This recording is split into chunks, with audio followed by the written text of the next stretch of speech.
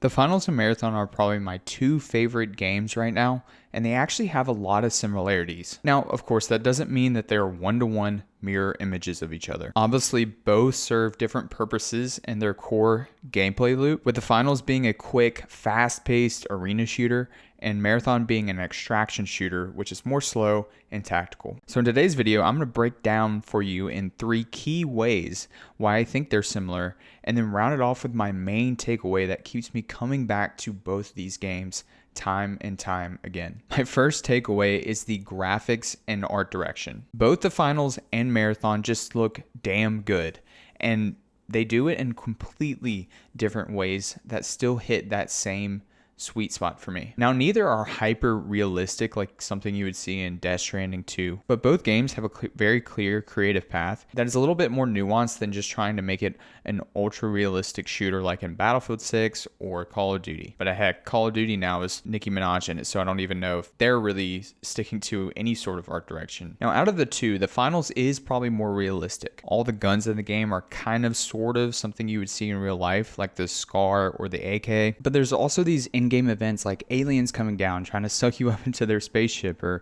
meteors and other stuff that happens like low gravity that really shakes things up, that makes the Finals kind of feel not only unique but just it sets itself apart from other FPSs that are similar, such as jump pads, in-game events where aliens come down and try to suck you up in their UFOs, funny skins that change the nature of the entire gun itself, like the ray gun or the sledgehammer turning into a guitar. Now, I'm not a graphical genius or anything, but the way that they've made these weapons and skins look do not seem so out of place like in Nicki Minaj or sometimes even in Fortnite, where it's like, dang, this doesn't look right in the context of everything else. Somehow they've managed to find these crazy skins, these crazy things fit within the art direction of the kind of futuristic, dystopian arena game show vibe that they're going for. Marathon, on the other hand, they don't really go for the realistic look at all, in my opinion. The art style of the Marathon kind of feels like a graphic retro futurism take, kind of sort of like cyberpunk, but a little bit styled down to be kind of let your imagination run. I wouldn't call it completely low poly because it's not really low poly, but some of the weapon designs are quite bulky and cubic, but they fit in a way that makes the guns kind of look foreign and that you can instantly recognize, hey, that gun is a Marathon gun. The one thing that I liked about the low poly era, like in the original Xbox PS2 days, is I think some of the details in the game weren't over designed, and it kind of lets your imagination run as to what they would look like if they were hyper realistic. Now, of course, back in the PS2 and original Xbox era, I don't think they were going for trying to like make it as low poly as possible for the art direction. I think they were just using the best possible graphics that they could and to make it look the best they possibly can given the hardware and computing power that they had available. And I think there was a time there in gaming where trying to get the graphics as realistic as possible was like super important to gamers. But I think we got into a point of diminishing returns where things already look so realistic, it's hard to tell, honestly, like how much better can we really go? And if we do get even more realistic, is that even good for our art direction? I think today graphics definitely do matter and isn't something to just gloss over, but I do think gamers are starting to appreciate games that have a certain art direction and just commit to it. For example, I think Expedition 33 has really great graphics, right? It looks great, but I do think it has a certain art direction and fantasy aspect there that gamers really liked, because I don't think it's on the level of something like Death Stranding 2, which is like ultra realistic, probably the best you're gonna get. So really the whole point of this section is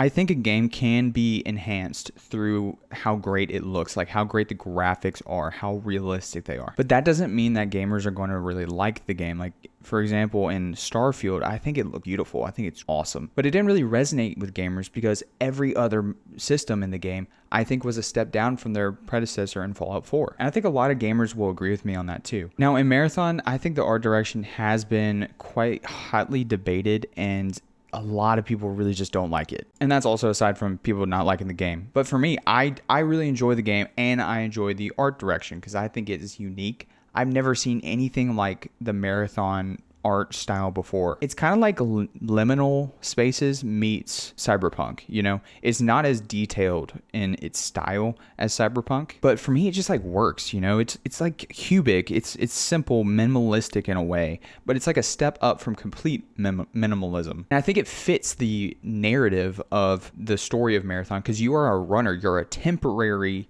being that's being sent down onto Tau Ceti to scavenge for these corporations, you know? So I don't think it makes much sense for your runner to be super detailed, because in the lore, you're being recreated to go back out and run again. So kind of to end this first takeaway is I just really enjoy both art directions. I think they do a good job distinguishing themselves from other shooters in the genres. And it's just really like satisfying to interact with. Like I just like the way they look, and I like looking at it for extended hours on end. So my second takeaway is kind of the high stakes team play and emerging moments that you have in both games. Even though one is a quick arena shooter and the other is an extraction shooter, both games create these good, unforgettable, holy shit moments that I think just come by nature of playing the main gameplay loop. In the finals, it's all about navigating through the absolute chaos of the environment. The destructible environments are some of the best in gaming, and they keep the game on your toes every time you jump into the arena. One moment you may be in first place in a room totally locked down, and then the next thing you know, you're in last place and that room doesn't exist anymore. For Marathon, I think what keeps you on your toes is the tension. It's the risk that you have when you find an amazing item, or the tactical way that you need to approach certain areas of the map or AI enemies. Specifically, I think the Outpost map on Marathon shows off this tension best, but without being too overly difficult like the new Cryo Archive map. In Outpost, everyone on the entire map is gunning to get into the Pinwheel area, which is the middle part of the map that essentially has the best loot. In this journey to getting to the middle, you have to be tactical. You have to work together with your team and likely win an inevitable PvP fight. So while both games are very different, I think the one thing that is similar in their core gameplay is the focus on PvP. And I really enjoy PvP. Frankly, I'm more of a PvP person than a PvE person. Now, that doesn't mean I'm any good at PvP, but I do like getting into fights with other players. And I think that both nailed this in their core gameplay, and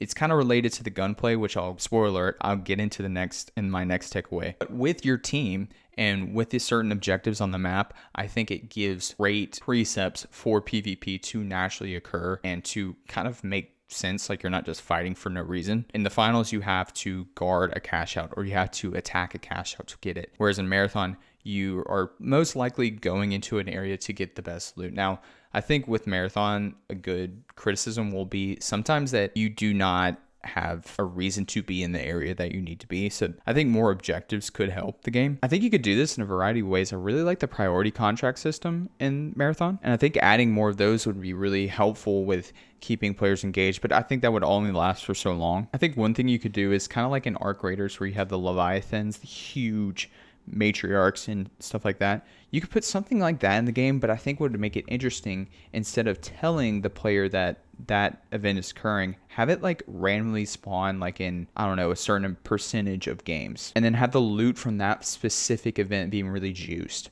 And I think that would be like just create excitement. I also think it would be an incentive for PvP, which I think you should encourage in Marathon. And I don't think you really need it on maps like Cryo Archive or Outpost, but I do think maybe in Perimeter or Dire Marsh, especially Dire Marsh, it could be really helpful. But the main point of this takeaway section is that it's not just mindless shooting.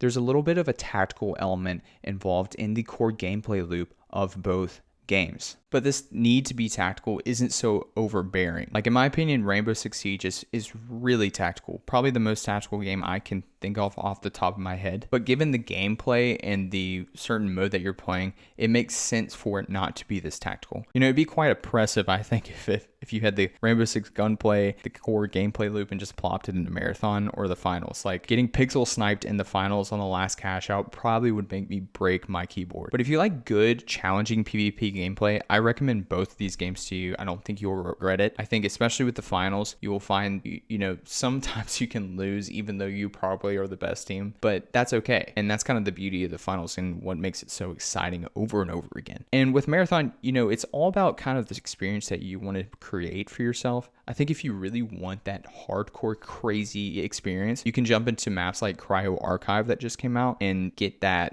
feel. But if you want to just focus on PvP, I'd recommend jumping into Outpost and just try to gun for the middle every time. You will most likely encounter a fight every single time. The third takeaway is kind of the main reason I keep coming back to both these games. So this is the big one for me, and it's the gunplay and the way the movement feels. Now in the finals, the movement is quick and fast. You're jumping in environments, you're blowing up walls, jumping in, jumping out, kind of going all over the place, hitting a jump pad, getting above the team, blowing up the wall.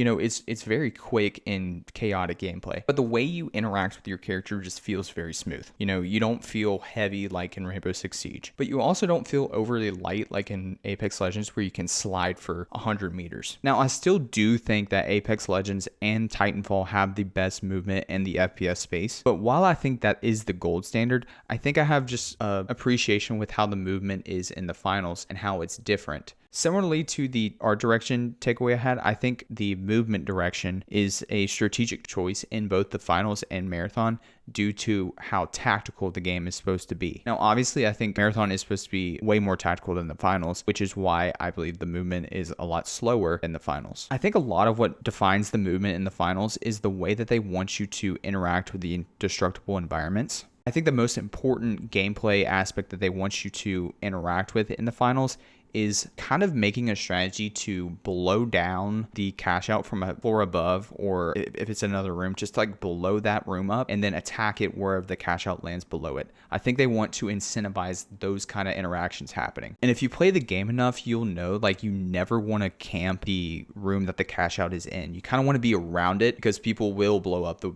room and knock the cash out down and everything.